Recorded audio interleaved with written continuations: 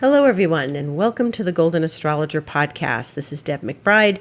I hope you're having a beautiful day.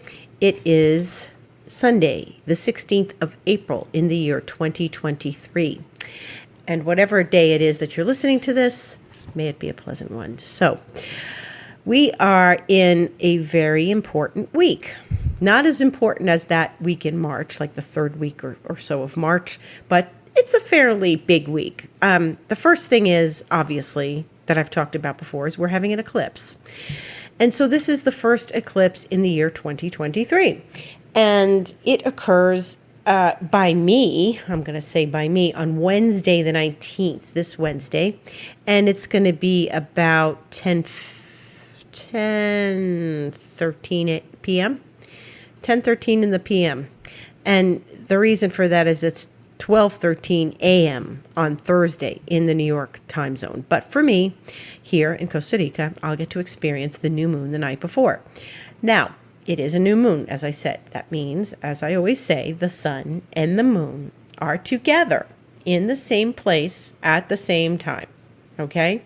They are in the place of the zodiac known as 29 degrees of Aries. That is the last degree of Aries. That means we are moving into Taurus on Thursday the 20th, which is what we do every year. We move into Taurus around the 20th of April. And so Taurus begins at 4:14 a.m. Eastern time on Thursday morning. So the sun enters Taurus. Now this is what's interesting. Very interesting. The sun and the moon are going to align, right? And they're at the end of Aries. In Eastern time, that's like 12:13 a.m. Then the moon moves into Taurus 15 minutes later, 17 minutes later, 12:30 a.m. The moon moves into Taurus. Then it squares Pluto at 1:04 a.m., so like 34 minutes later. And then the sun enters Taurus at 4:14 a.m. So a mere 4 hours after we have the eclipse, the sun goes into Taurus. So this is the very, very end of Aries. The eclipse occurs. Boom, the sun is in a new sign 4 hours later. Okay, the moon is in a new sign 15 minutes later. So this is how close we are to the end of Aries. And it's important to note this because remember, we had something at the very beginning. We had the new moon at the very beginning, and this is the second new moon in the sign of Aries, which almost never happens. So we don't get these very often. So it's powerful. It's powerful because it's the second new moon in Aries. It's powerful because it's a new moon, and it's powerful because it's an eclipse. Now, what is important about this is then the sun is going to square Pluto at 12:27. What does this whole mishmash mean? Think of it as a clock. The hands come together, right? The hands come together at noon. And if they're together at noon, we're not looking at time, we're just saying that hands come together at the top of the clock. And Pluto is at 3 o'clock, okay? If Pluto's at 3 o'clock and the hands are together at noon, that means that the hands, the sun and the moon, are squaring Pluto. It takes 15 minutes for the moon to come in and square Pluto. It takes a couple of hours for the sun to come in and square Pluto. Pluto is in Aquarius now. If it was still in Capricorn, it would be a cardinal thing. And now it's going to be a fixed thing. So it's when the sun and the moon get into Taurus that they square Pluto. But they're so close. They're so close to making this challenge to Pluto while they're in this conjunction of eclipse that the eclipse is squaring Pluto. Okay, the eclipse happens at where the two hands are at the top of the clock and Pluto's at 3. Okay, that's what it looks like. Pluto and this eclipse are challenging each other, but the eclipse is making the aspect. It is the eclipse that is challenging Pluto.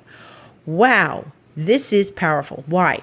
Pluto will not have even been in the new sign since a month. It's when in the 23rd of March. It's only the 19th, 20th of April that we're seeing this, and Pluto is already getting an eclipse in its new place. This is very powerful. First of all, eclipses in and of themselves always raise a lot of energy. They raise an enormous amount of energy. They raise a lot of, hectic things. Energy gets flying. There's chaos. We're picking up the pace. Too much is happening, and I can tell you, it has been that way since the full moon for me. It's just been one thing after another, after another, after another. And it's exhausting. I was realizing today I'm really tired. So I went and rested today. We went up the mountain. We went up to Alajuela. It was really beautiful. We had something to eat. A bunch of us went up in the car, and it was nice and cool up there in the mountain, and just so gorgeous, gorgeous, gorgeous Costa Rica. And it's important to do that when you live here.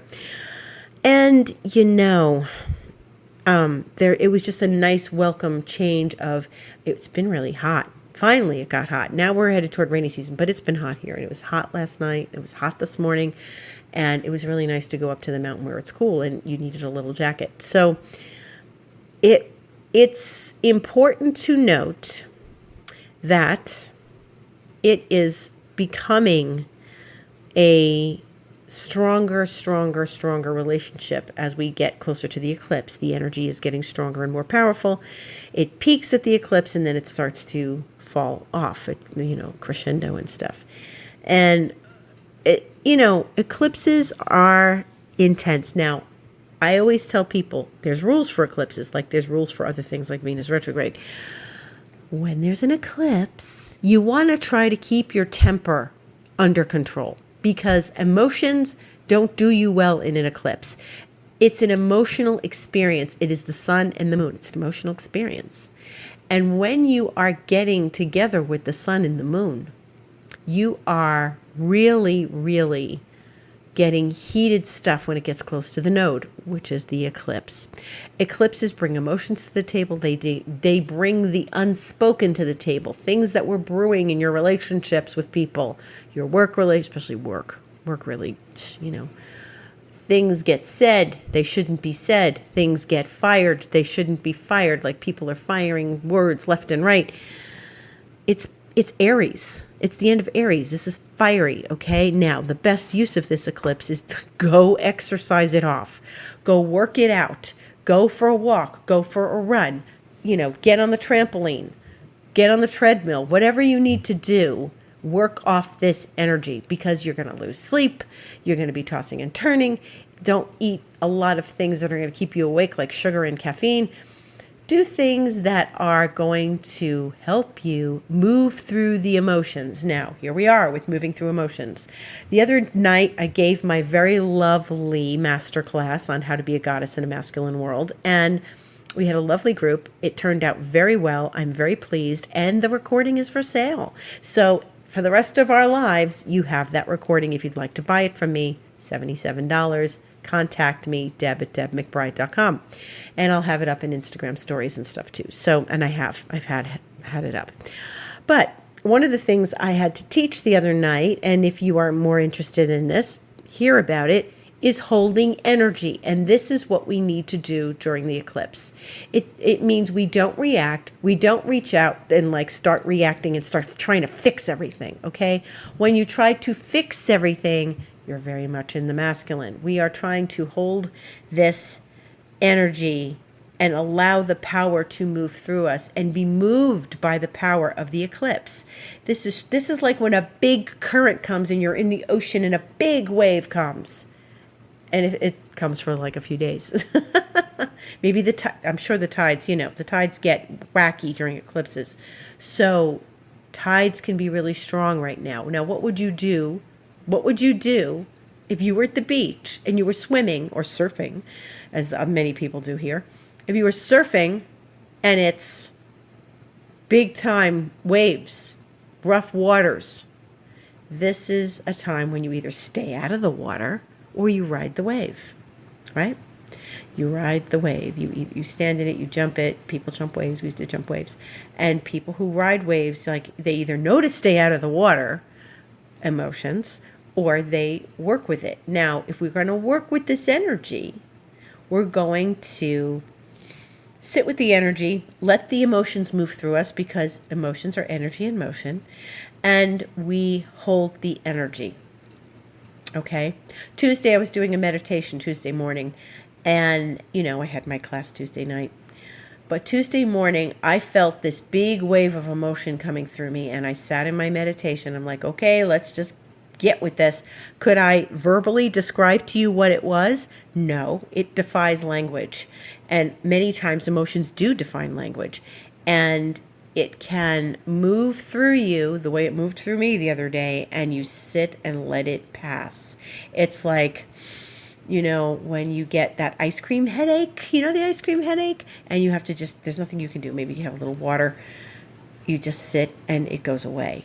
It was that kind of a feeling, although it wasn't painful. I sat with the emotions. I let them. I'm like, okay, we got to get through this. We're not going to get up out of the chair and go get a coffee or go to the bathroom or walk outside or pet the cat. We're going to sit and get through this. And this is how we do this. If your emotions are rocky, if you can't define them, then go for a walk. Do something, journal. Do something that's going to help you process what you're feeling. And that's what's going to get you through this. This is a strong eclipse. It's squaring Pluto. It means that there's transformation in the air. I feel that for sure. Things are not the same. Every day I'm waking up and I'm like, wow, I feel different. Wow, again, I feel different. Wow, no wonder we're all tired. We have to rest. Make sure you rest. But it's a very powerful eclipse. It's going to square Pluto. And this is the first eclipse that we've had in 2023. First eclipse, obviously, since Pluto entered Aquarius. And already the sun and the moon are challenging Pluto. Yikes. What is that? That's intensity. Pluto's about transformation. Pluto is about moving through powerful energies. Pluto is about owning your power. And so, eclipses are, I feel eclipsed, like you got passed over for something and then it comes back later. So it will really be important to move through this and allow it to pass through you. This may not exactly happen to you on Wednesday or Thursday.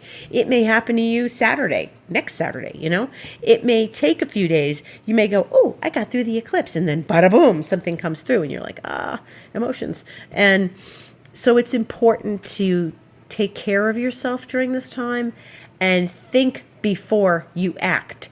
Each and every eclipse, I can't say that enough. Think before you act. Think before you speak. It's a fire aspect. It's in a fire sign. It is, quick.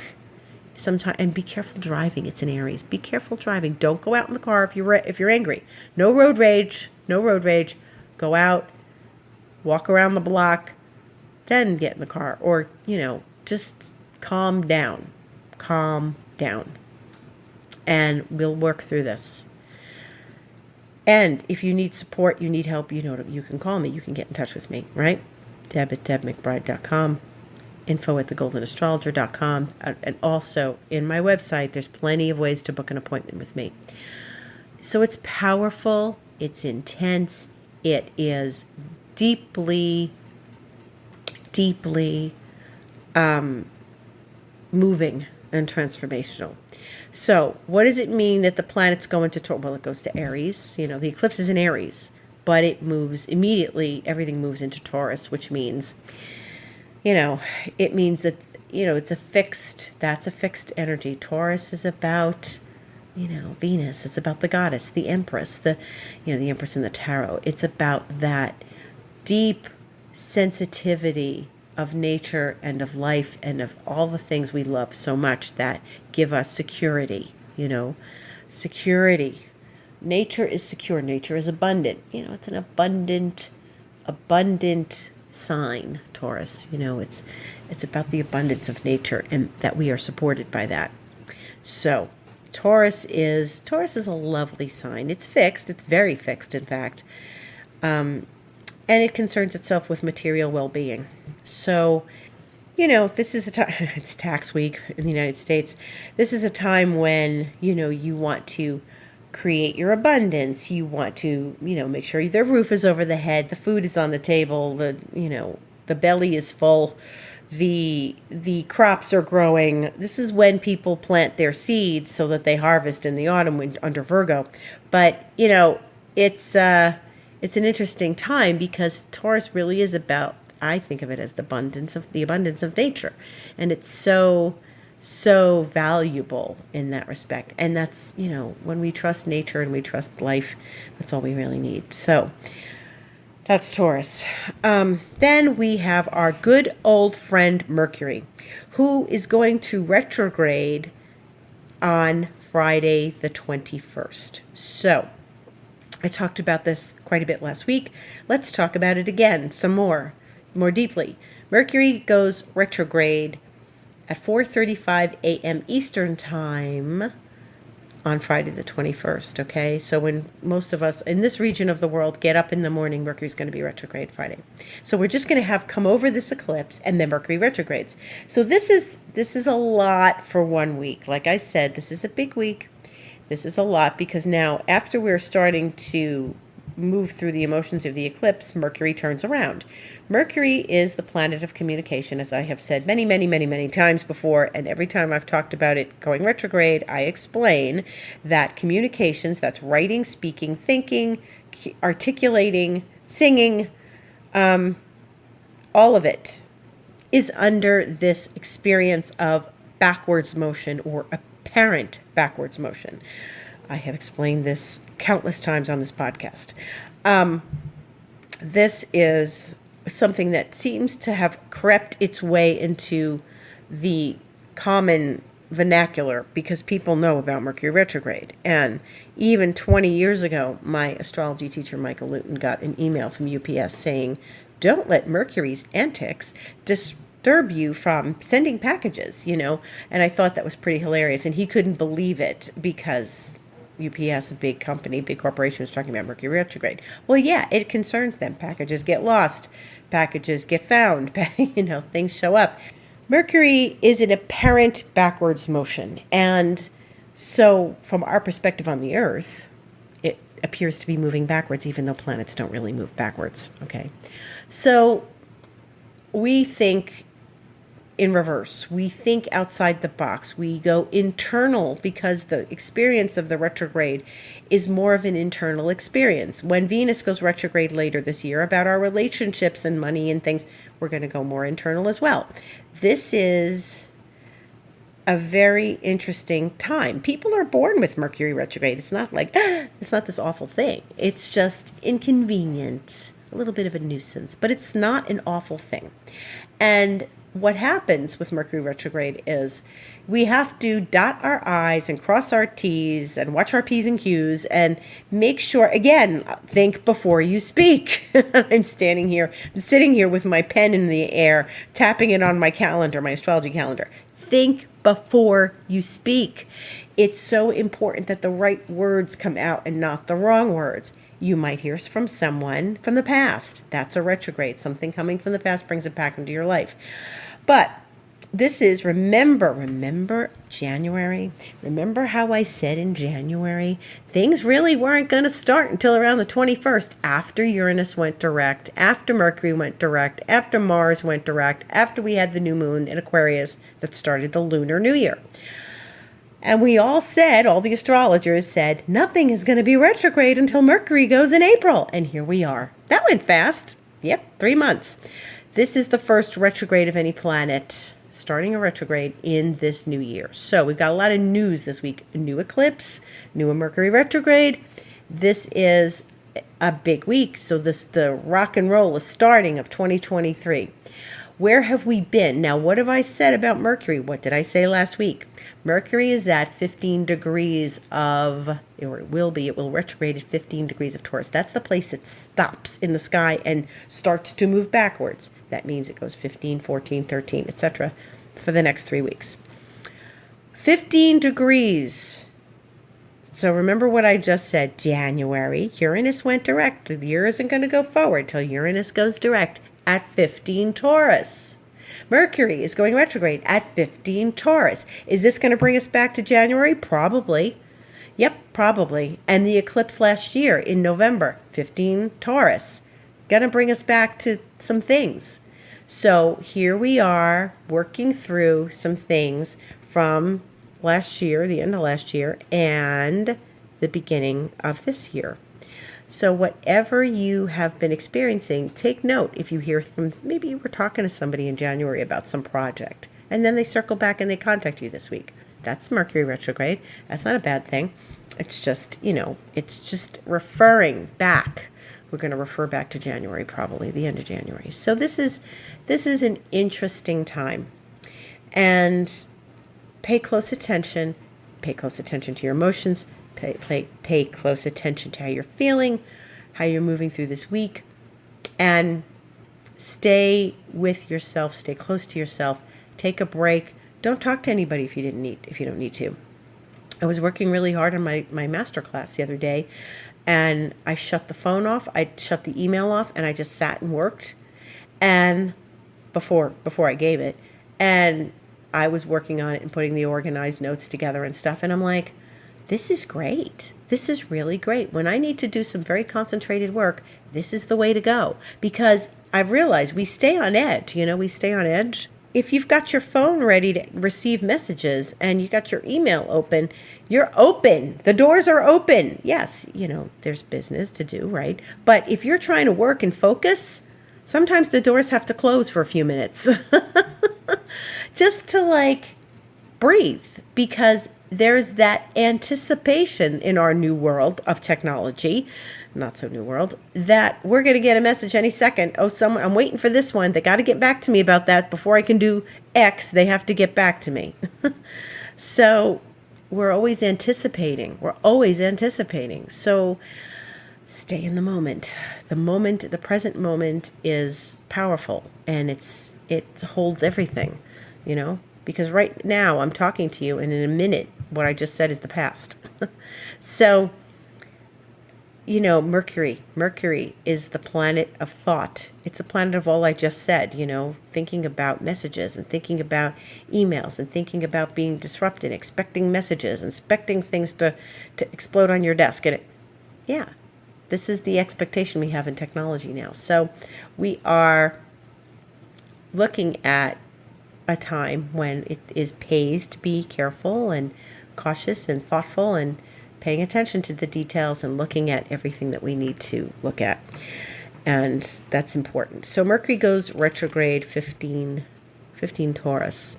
And so, it won't get to Uranus. Uranus is later on. It's at 17 now. Mercury's not going to get to Uranus till after the retrograde. And so it may bring some messages from the end of January now, and then when it conjuncts Uranus later on. And this is all very important and very, very connected. So it's going to be retrograde for, 3 weeks. It'll go direct middle of May, and we'll not think about that right now. We're just going to focus on getting through the rest of this week when Mercury is stationing and the eclipse, because this is where we are right now. So Mercury is definitely slow. Mercury is not moving quickly. It's slow. So, have patience. Have patience with yourself. Have patience with everyone else. Do not push too many buttons right now. Move through this. Eclipses bring a lot. They may bring things unanticipated to the table. So it's important for us to look at these things, okay? And basically this week is, it's the summation of those two things. As far as everybody else goes, Venus is still in Gemini, and she just squared Saturn. So how was your Saturn-Venus square? Was it anything? Were there things in Saturn, with Saturn-Venus, that brought you relationship things, relationship surprises, maybe not surprises, maybe just sort of mulling over, feeling loved, being able to trust that you are loved by universe and source. All of those things that we talked about last week. Venus is love. Saturn sometimes feels like it's not love, or we have to work hard for love, or we are expecting to be rejected on some level. So Saturn just reminds us of the tenderness of it, So we had that experience the other day. Venus is moving past that. We have our friend Mars in Cancer. And Mars is in Cancer. Right now the moon is in Pisces. It's making a nice relationship to Mars. They're having a nice talk. There's a lot of water in the sky. There's 3 planets in Pisces. It's Saturn, it's the moon, and it's Neptune. And then there's Mars in Cancer.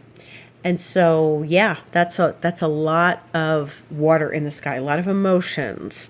We have a good amount of air with Venus and Pluto in air.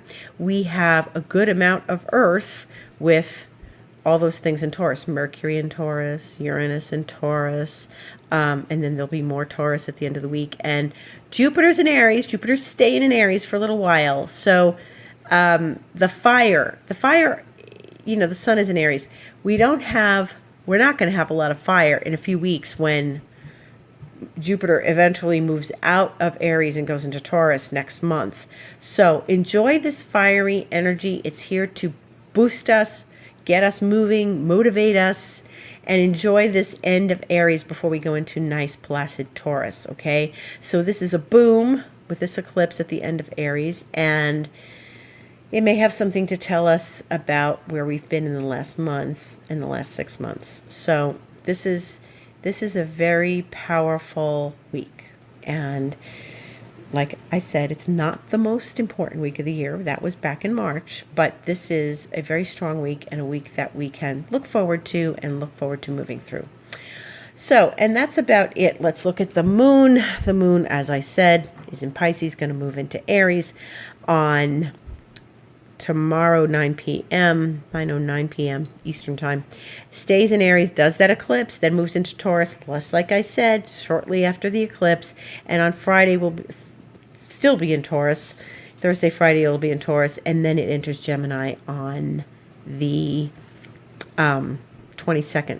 I can't believe next week is April 22nd. I can't believe April's half over. It just started. We just started April. Here we are. It's very, very quick. Yeah, so those are, and then it'll be in Gemini next weekend, the moon. So this is where we're at. We're at an eclipse. We're at a Mercury retrograde. We have been here many times before.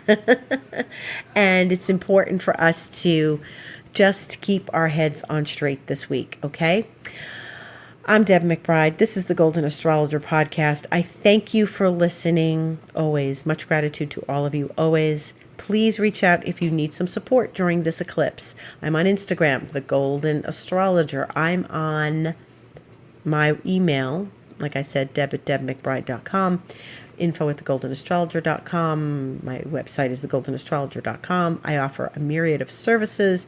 Reiki is wonderful. Reiki is really a wonderful, wonderful service, and it will calm you down. You will feel healed. You will get energy. It's very powerful. And it's powerful to do something during an eclipse week. You know, if you want to get healed, if you want to go to a healer, you want to come to me, it's a good thing to do because it helps use up that energy and helps you see things newly during the eclipse and move energy. I am also offering mentoring now. It will be packages of 3 months. It could be 6 months or 12 months as well, but we're starting with 3 months. If you'd like to know more about that, you can read about it on my website, Astrologer's Thoughts. I describe it, and you can always contact me and we can have a conversation or some emails about what the mentoring involves. And it's expansion mentoring. That's what I'm calling it. It is going to help you evolve, open your life, expand your capacity, your energetic capacity. It's an energetic mentoring. I welcome all questions about it. It's new. I'm very excited about it. I gave that class last week because I wanted people to start to be aware of their energy and how they use it. And that's part of what I'm doing now. So if you're not sure how I work, buy the class and you'll get a sense of that. It's a transformational sense of mentoring. Transformational sense of your life moving forward. So if you're interested, let me know. And I will see you next week. I'll see you on Instagram this week. Thank you for listening again, and hang in there during the eclipse. Hang in there during Mercury retrograde. I'll see you on the other side of both of them, and have a beautiful week.